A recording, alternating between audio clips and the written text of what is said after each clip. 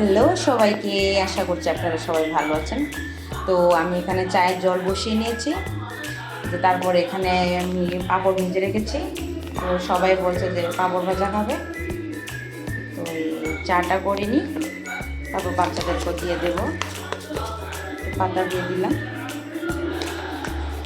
আমার চা shortcut, liquor চা মানে লাল চা, যেটা সবাই খায় না, এটা আমি আর ও খাই আর কি।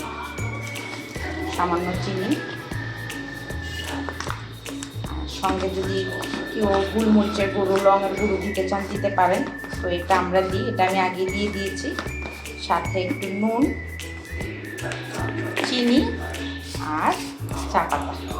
তো জলটা ফুটে উঠলে নামিয়ে নেব। তো আপনারা দেখতে থাকেন, আমি চা পরিবেশন করছি। তো আমি এখন চাটা ঢালছি সবার জন্য।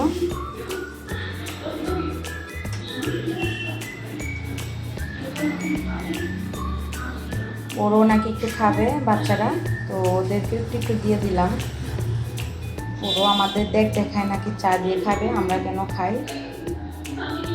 কমপ্লিট আমার চা করা, এখন নিয়ে যাব। হয়ে গেল, শুরু হয়ে গেল পাঁপড়, চা, সঙ্গে আবার টিভি। ঠিক আছে, ব্লগটা তাহলে এখানে শেষ করলাম। টাটা বাই বলে দাও।